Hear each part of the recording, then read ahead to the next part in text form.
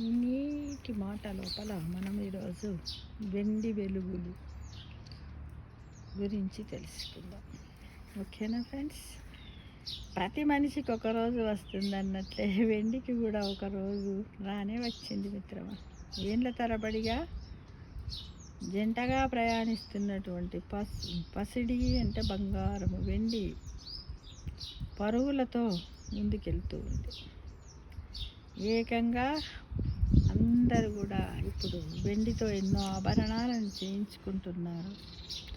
మనం చాలామంది ఏంటంటే వెండికే పెద్ద చరిత్ర ఏముంది, అన్నీ బంగారానికే ఉంది అని మనం అనుకుంటాం. కానీ వెండికి బంగారానికి ప్రపంచవ్యాప్తంగా అనేక మానవ సంస్కృతులతో ఈ లోహబంధము విడదీయలేనంతగా పనివేసుకుంది. తవ్వే కొద్దీ వెండి చరిత్ర బయటపడుతూనే ఉంది. మానవ నాగరికతలు వేల ఏళ్ళ నుంచి ఆభరణాలు, నాణేలు, దేవతామూర్తుల రూపంలో వెండి మన ఆత్మీయ లోహంగా మారిపోయింది. మొట్టమొదట వెండి ఆసియా, టర్కీ, గ్రీసుల్లో ఎక్కువగా వాడుకలో ఉందని చరిత్రకారులు చెబుతున్నారు. 5000 ఏళ్ల కిందట సిల్వర్తో అందమైన వస్తువులు తయారు జరిగినట్లు పురావస్తు ఆధారాలు లభించాయి.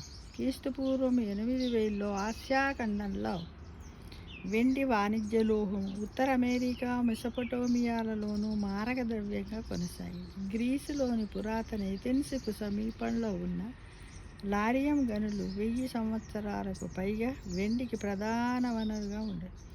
అప్పట్లో ఇక్కడ 31,000 కిలోల వెండిని వెలికి తీశారు. గ్రీసులో నయోనియా దీవుల్లో వెండి పూత పూసిన ఒక పెద్ద వృషభ విగ్రహం లభించడంతో ఆధారాలను బలపరిచింది.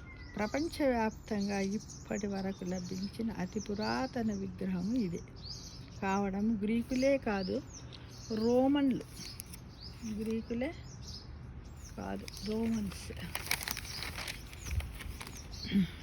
అప్పట్లో వెండితో నగలు, నాణేలు, గృహోపకరణాలు, ఇప్పటికి కూడా కొద్దిమంది ఇంట్లో దేవుడికి హారతిచ్చే పళ్ళాలు ఉంటాయి.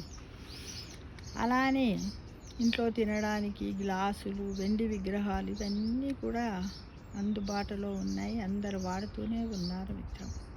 వెండి గురించి చెప్పుకోవాలంటే ఎంతో చరిత్ర ఉంది, కానీ నేను కొంచెం మీకు బ్రీఫ్గానే చెబుతున్నాను. ఈ రెండు జాతుల సామ్రాజ్యము భూగోళంలోని అనేక ప్రాంతాలకు విస్తరించడంతో అందరికీ కూడా వెండిపై కన్నుబడింది. ఇక దీన్ని పరిశ్రమల్లో కూడా ఉపయోగిస్తారు మిత్రం. ఎలా అంటే అత్యంత శక్తివంతమైన విద్యుత్ వాహకం వెండి. ఇదొక రసాయన మూలకం, తేజస్సును వెదజల్లే లోహం, ఉష్ణోగ్రతను కూడా తట్టుకుంటుంది. వినియోగంలో సామర్థ్యం ఎక్కువ. ఆధునిక సాంకేతిక యుగం, ముఖ్యంగా ఐటీ విప్లవం మొదలయ్యాక ఎలక్ట్రానిక్ పరికరాల వాడకం అధికమైంది.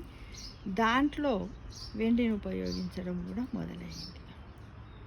అయితే ఈ మధ్యకాలంలో అమెరికాలో కూడా వెండిని ఎక్కువగా ఉపయోగిస్తున్నారు మిత్రం.